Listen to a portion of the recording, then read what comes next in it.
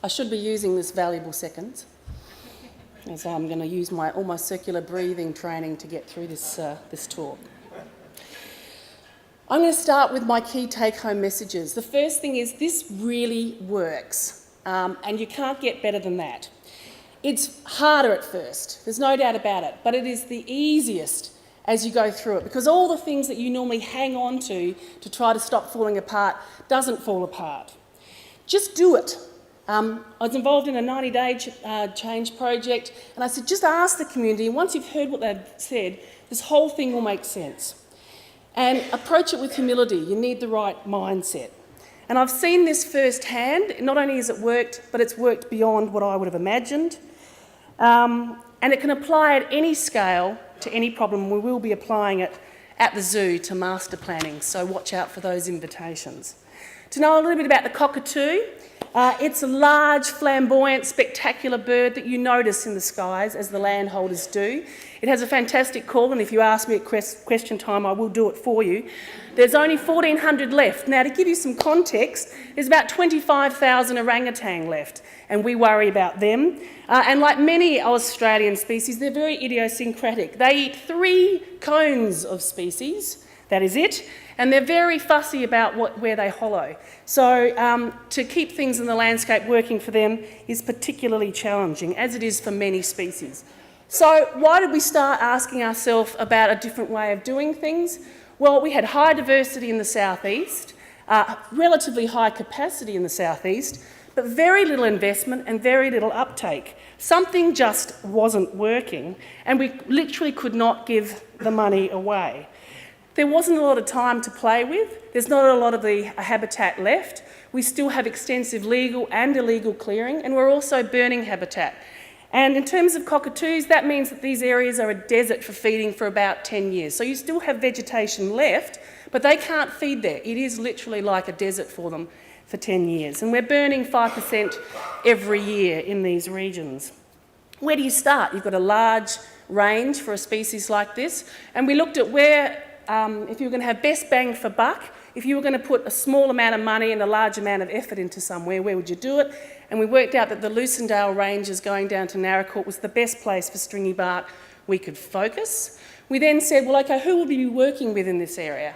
Who are they? What makes them tick? How old are they? Where do they get their information from? What do they know about cockatoos? And what do they want to do in their lives? And that was pretty interesting, though not always what you want to hear. And being able to listen to things that you don't want to hear is pretty fundamental to this working. So we said, well, what would work? And we went into this next stage called the intimate survey, or in our case, the scones and tea. We cold called several families and said, we'll bring some scones if you put on the tea. We want to know how this project might work. We spoke to 25 families. Only one family wouldn't see us, which shows you how willing they are.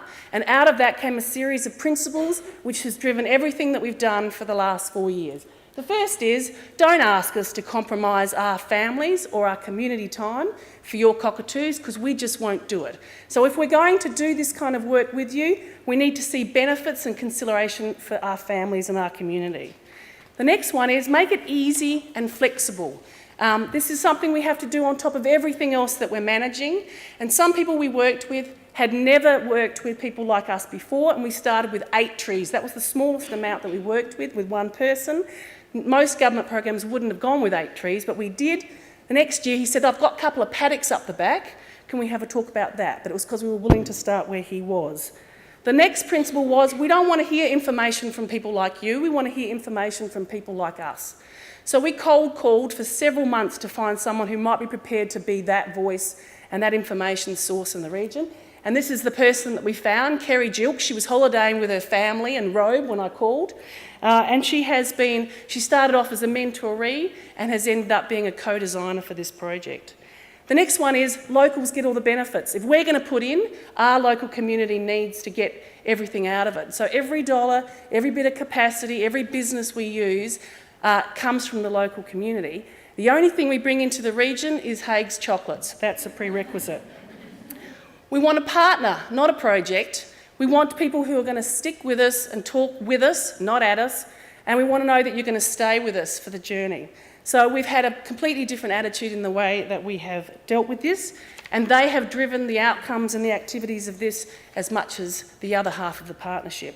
And stay until it's done. Don't come, whip us up into a frenzy, get us involved in things, and then leave because the funding's gone or the policy's gone.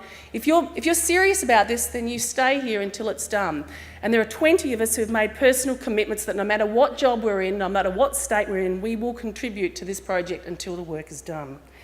And part of that is actually setting up nurseries in the schools in the region.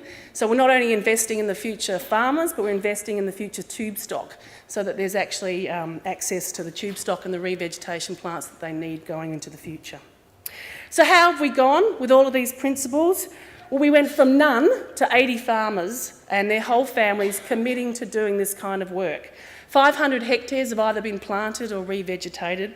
We've got 8 schools, 4 more schools want to do it. That's pretty much all the schools in the range. So in terms of is there success on the ground? Absolutely. And in a couple of years, we've gone from not being able to give the money away to having that level of commitment.